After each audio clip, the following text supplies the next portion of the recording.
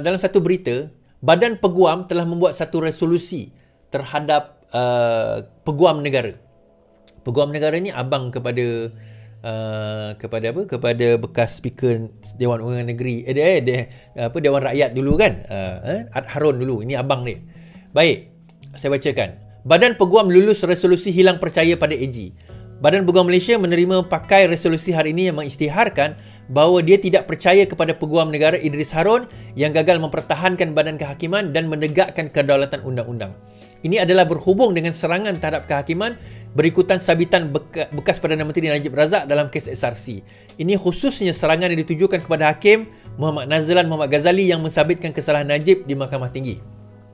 Badan Peguam merasa kecewa dengan sikap berdiam diri dan tidak bertindak Peguam Negara dalam menghadapi serangan tidak wajar dan dakwaan rasuah terhadap Hakim Nazlan dan merupakan pengabaian tugas oleh seorang Peguam Negara, katanya.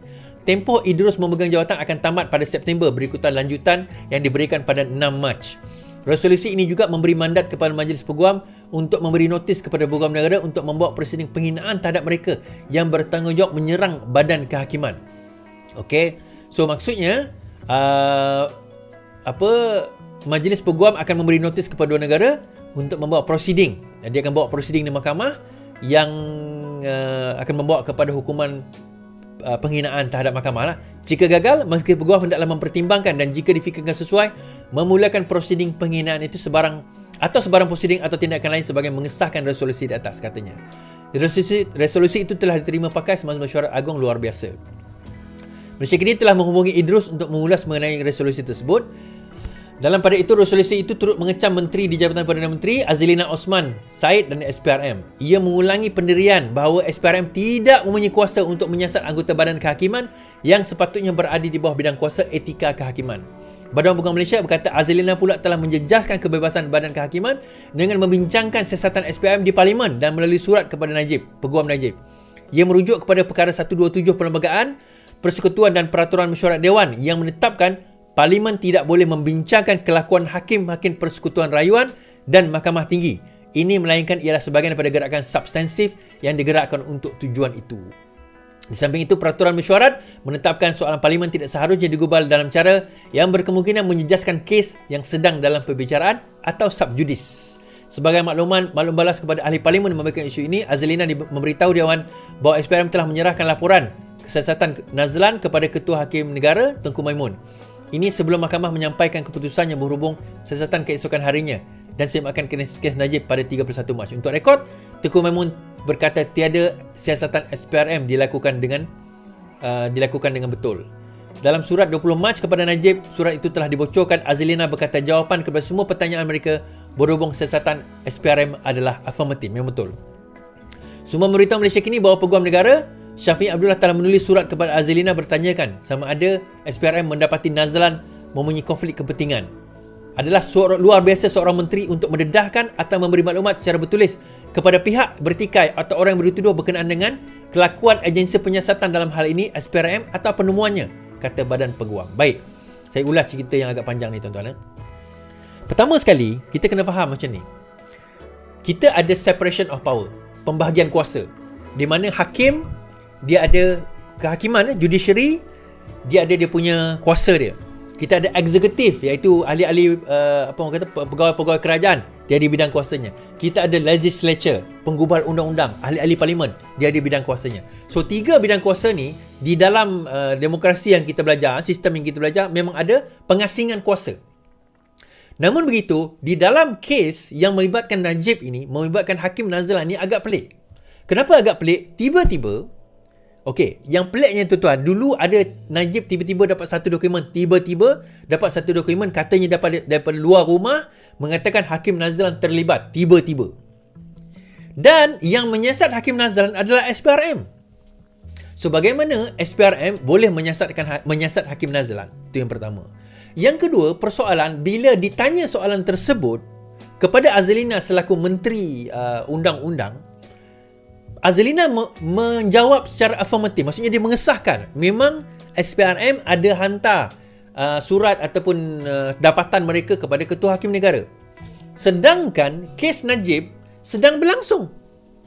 Dan menurut Perlembagaan serta Peraturan Mesyuarat, tidak boleh menteri atau parlimen membincangkan hakim berkenaan dengan kes yang sedang berlangsung dan juga membicarakan tentang kes terutama dalam Mahkamah Persekutuan. Sepatutnya apa jawapan Azalina, kita kena tunggu keputusan seterusnya. Whatever lah adalah jawapan dia tak boleh jawab ya atau tidak. Itu yang pertama, itu yang kedua.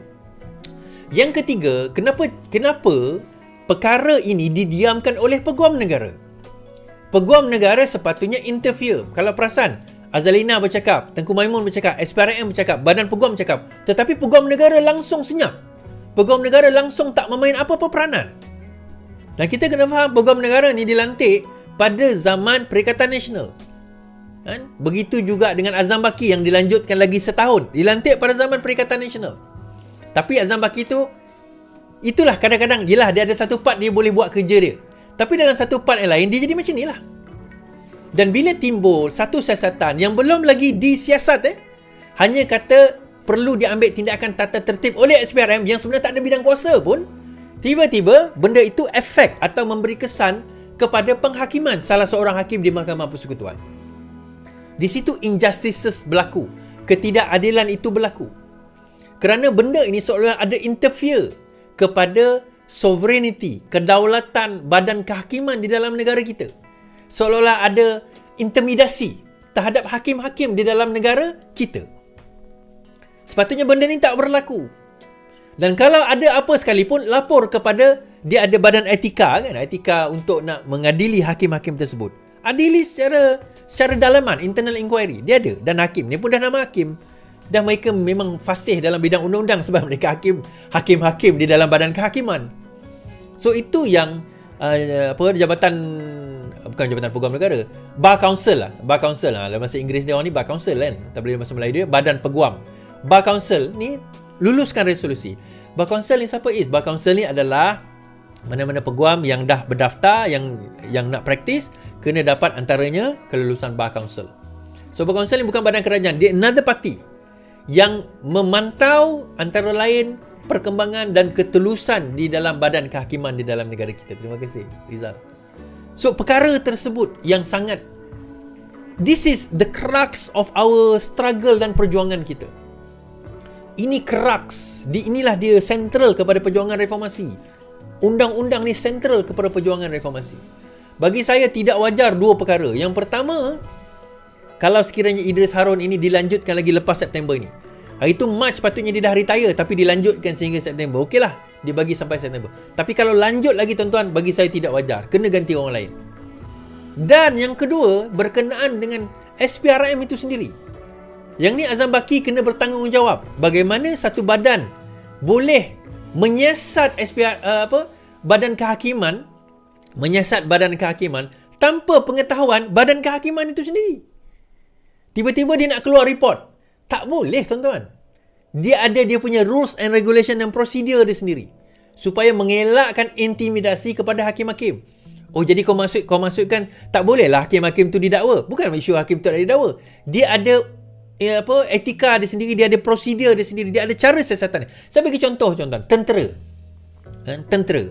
Tentera dia tak terikat antaranya kepada NIOSH, kepada DOSH, Department of Occupational Safety and Health. Dia tak terikat sebab dia memang tentera kan. Yang kedua, dia tak terikat kepada polis biasa. Dia dalam keadaan dia masih menjadi tentera. Dia ada MP, military police dia sendiri. Dia ada dia punya court dia sendiri. Dia ada dia punya khas untuk diorang sendiri. Sama juga badan kehakiman. Supaya mereka sentiasa berasingan daripada campur tangan ahli-ahli politik, intimidasi daripada ahli-ahli politik dan juga agensi-agensi yang lain. Dan saya juga bawa kenyataan daripada bekas pengarah pengarah SPRM kan, tempoh hari berkenaan kenapa nak letak SPRM tu di bawah satu agensi lagi sedangkan ada 4-5 agensi dah di bawah dia. So bagi saya kecelaruan ini kita nak kena betulkan. Terutama di dalam KDN sekarang ni kena lihat balik. Menteri Saifuddin Nasution ni kena lihat balik berkenaan dengan perkara tersebut. Supaya apa? Supaya kita jelas, supaya kita tahu, supaya kita sedar bahawa kita nak buat reformasi. Soalan ada orang pada saya itu, reformasi sekarang ni slow lah Iswadi. Ya, saya tahu slow sebab kita bukan berkuasa sepenuhnya. Tapi lebih baik slow dan bergerak ke depan daripada tak bergerak langsung dalam membentuk kerajaan. Maksudnya kita bentuk kerajaan, dia bergerak walaupun perlahan tetapi sekurang-kurangnya bergerak daripada kita duk cakap teori. So sekarang ni tak ada teori lagi tuan-tuan.